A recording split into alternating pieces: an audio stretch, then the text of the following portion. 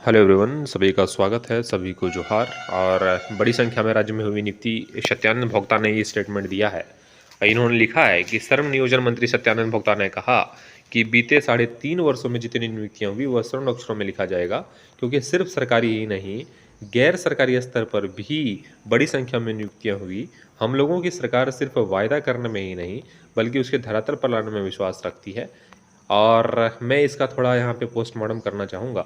सबसे पहले आप लोग इस स्टेटमेंट के लिए 2 मिनट का मौन अवश्य रखिएगा, क्योंकि ये सरासर गलत है। सरकार जो है वो रोजगार के मुद्दों को लेकर सरकार में आई, कुर्सी मिलते ही उस मुद्दे को भूल गई। और अभी देखिए क्या बेतुका स्टेटमेंट जो है सरकार के मंत्रियों के द्वारा दिया जा रहा है। ये श्रम नियोजन मंत्री नहीं है, श्रम नियोजन है, और इनको श्रम करना चाहिए। और मैं क्या ही कहूँ, इनके स्टेटमेंट को देखते हुए सभी छात्र भड़के हुए हैं। झारखंड में जितने भी छात्र हैं, इस तरह के स्टेटमेंट देने से पहले 10 बार सोच लेना चाहिए, क्योंकि मैं यही कहूँगा कि जला पे नमक छिड़कने वाला स्टेटमेंट ये है। एक तो वैकेंसी दी नहीं है सरकार, दूसरा में इस तरह का स्टेटमेंट छात्रों के सामने आ जाता है तो कहीं ना कहीं छात्र जो है और भी टूट जाते हैं और हतोत्साहित हो जाते हैं। इस तरह के स्टेटमेंट से बचना चाहिए जितने भी मंत्री हैं, क्योंकि फिर आने वाले टाइम में आपकी क्या स्थिति छात्र करने वाले हैं ये आपको समझने की ज़रूरत है। ठीक है, तो यहाँ पे मैं बात करूँ, थोड़ा सच्चाई में बता देता हूँ कि जेएसएससी में एक भी ऐसा नियुक्ति नहीं है जो इस सरकार के कार्यकाल में वैकेंसी निकला और ये जो है वो ज्वाइनिंग करवाए। एक भी नियुक्ति ऐसा नहीं है। जेपीएससी की मैं बात करूँ तो जेपीएससी में एक वैकेंसी आया है, JPSC 7th to 10th JPSC, इसको सरकार ने क्लियर कराया है। उसमें भी बहुत सारी खामियां रही है, जिस तरह से आपको पता ही है। बाकी इस सरकार का कार्यकाल अभी तक जो है वो छात्रों के अगेंस्ट रहा है। छात्रों के मुद्दे को ना उठाने वाली सरकार का ये रवैया रहा है। सरकार को हमेशा जो है छात्रों के मुद्दे को दरकिरार करने वाली ये सरकार का जो है ये कार्यकाल रहा है, मैं यही कहूँगा।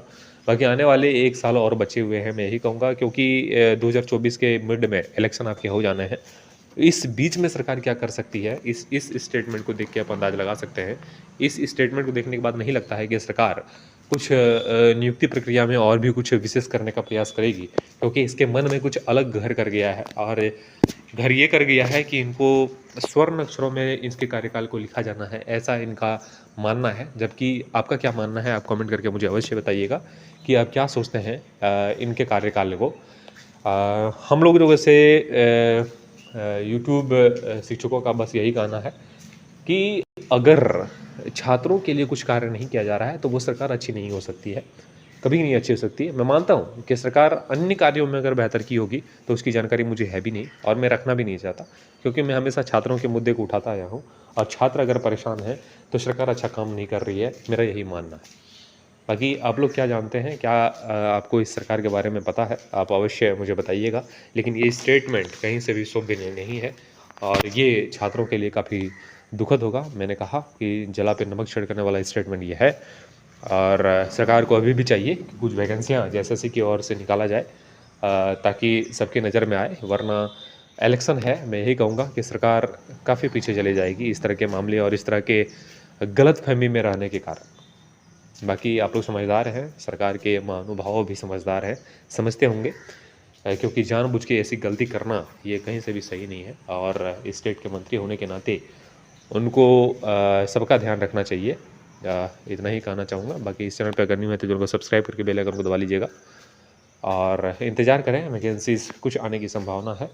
लेकिन इस तरह के स्टेटमेंट आपको और हमको हतोत्साहित अवश्य कर देता है।